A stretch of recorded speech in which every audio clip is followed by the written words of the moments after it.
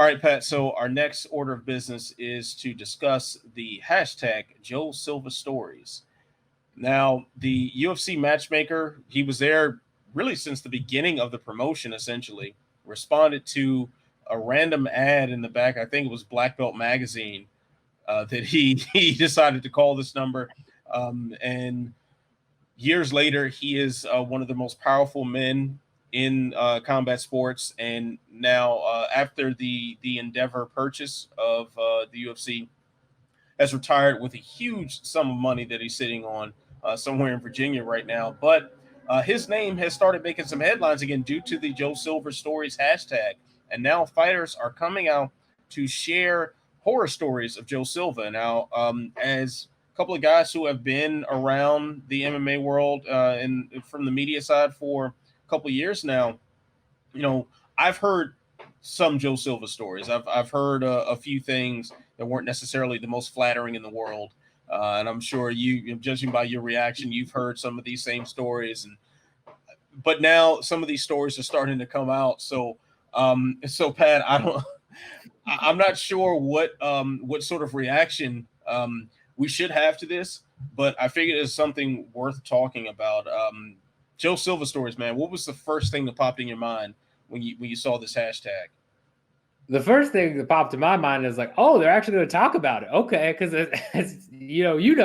and I know you've heard some fighters grumble here and there. You've heard some things, and especially looking at the antitrust lawsuit, some of the emails that came out of that, like they're just straight up emails from Joe Silva that clearly show some of his cutthroat tactics or him not being a nice guy to the fighters. Talking in one, I forget who specifically, but he pretty much just straight up talks trash about a fighter to his manager. And I was like, yeah, I like him. He's a good guy, but he's not exciting. He's crappy, all this stuff.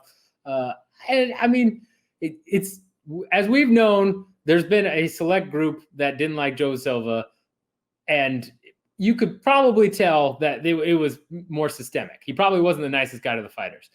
But now, like seeing that where everybody's talking about, seeing Eddie Alvarez talk about it, seeing, I believe Gray Maynard started it out.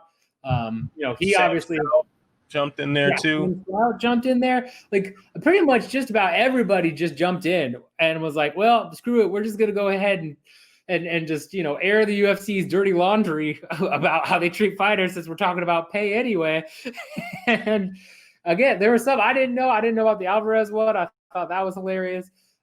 Mostly, I think they're pretty funny for the times when, Silva got egg on his face. But otherwise, I feel sad, man. Like these guys are getting, already getting this pay issue. And now you talk about, oh, you pissed off Joe Silva, so he's not going to give you a fight in 6 months because you wouldn't take a fight on 2 weeks' notice. That's terrible. I mean, what was your reaction? Yeah, kind of the same sort of thing. Like I've heard stories about other people at Zuffa deciding they wanted to sign a particular fighter and Joe Silva objecting to it, but his way of objecting would be to pair them up in the worst possible style matchups to kick them out of the promotion as fast as possible. I've heard a lot of stories of those sort of tactics, and of course, the Hector Lombard story that kind of came out with some of the antitrust lawsuits. I mean, that was particularly disgusting that they would do that to him. And that surely isn't an isolated case. If that one person could generate that much ill will throughout an entire roster of the most diverse and just completely all over the place personalities, and they all have that one common thing: they don't like Joe Silva. Probably something wrong with Joe Silva. Just be my first thought. So it seems pretty crazy, man. But I think this is another sign that the fighters are starting to wake up. Can you imagine a few years ago this becoming a thing? Like there was a point in time where the fighters wouldn't say an ill word about Dana White. They wouldn't say an ill word about the UFC, and they wouldn't say an ill word about Joe Silva. At least not publicly. That was a very, very rare thing that happened. And now we're seeing, and it'll only be the biggest stars typically. It'll be a Tito Ortiz. It'll be a Randy Couture. It'll be the guys who whose name endures without the three letters UFC. But a guy who otherwise isn't very known, like a Sam Stout, or a Gray Maynard, like some of these names that don't necessarily ring bells outside of casual circle, outside of the most hardcore circles. It says that the tide is starting to change. That fighters are starting to wake up. I mean, to see what I consider to be a domino effect of John Jones and Jorge Masvidal staring down the UFC. Now it's this increased comfort level of just saying what you want to say and standing up for what you want. Now, unfortunately, maybe as far as Joe Silva's concerned, a little bit too late because he obviously is no longer with the promotion, but it is showing that some dynamic has changed. And if they keep pushing toward this direction, you might actually have some real change as far as what sort of power that they wield, especially now where they need the fighters more than ever to keep up with their contractual obligations as far as broadcasting is concerned. Yeah, no, I would love to have seen what would have happened had Silva still been around right now, right? Like, it's one of those things, a big issue when people talk about unions or a trade association, anything like that. A big issue that's brought up a lot is that fighters are geographically isolated, and they're isolated in their own teams, right? You have big managers who have lots of clients, like Ali Abdelaziz, or Paradigm, things of that nature, first round management, Malkikawa. But even then, they all kind of live in their own little bubble. If you all were able to galvanize them against Joe Silva, if Joe Silva was still the matchmaker right now, could you imagine the domino effect we'd be getting? I think it'd be 10 times bigger if he was still the matchmaker and they were all calling him out while he's still doing this.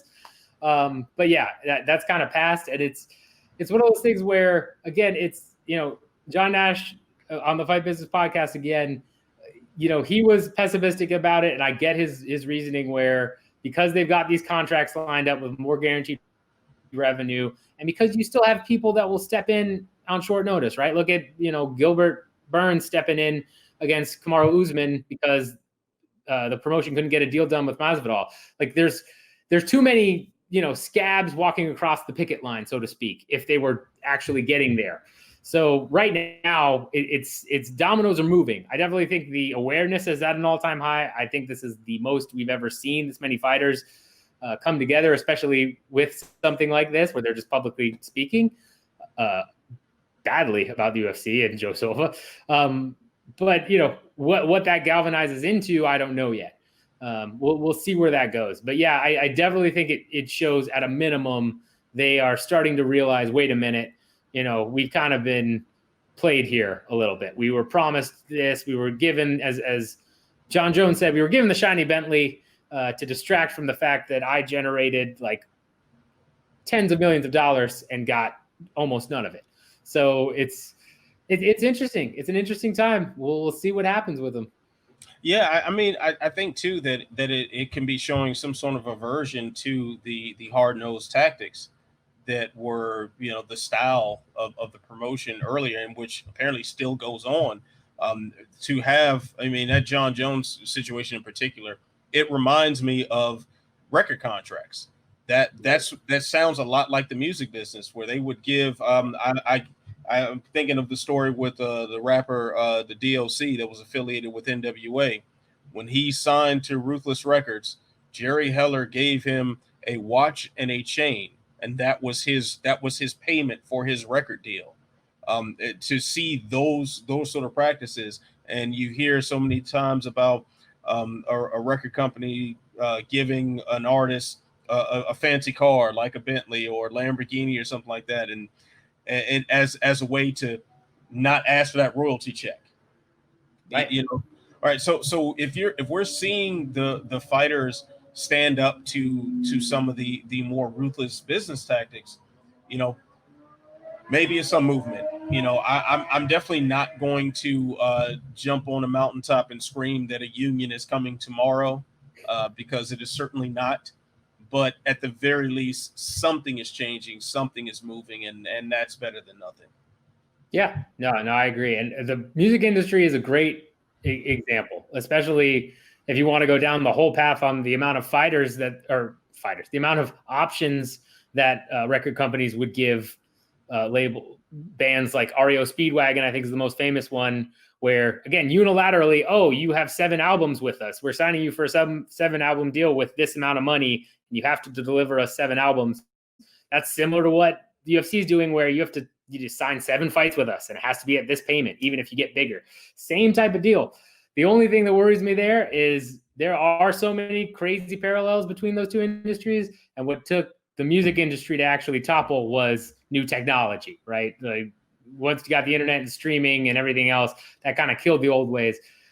I don't know what that will be for MMA because, again, like you said, it's not going to happen tomorrow. We'll see. We'll see if it happens in a couple of years. I think it's possible. I think you get an administration change, especially if you get an administration change and several new changes in the Senate in this coming election that are more pro-union, then a union is possible and the path to that is possible.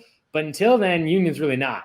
I think it'll get declared illegal. I think the NLRB will say, nope, no dice, and you'll kind of be screwed. So we'll see what happens there, but times are changing, that's for sure. And one can hope. One can hope.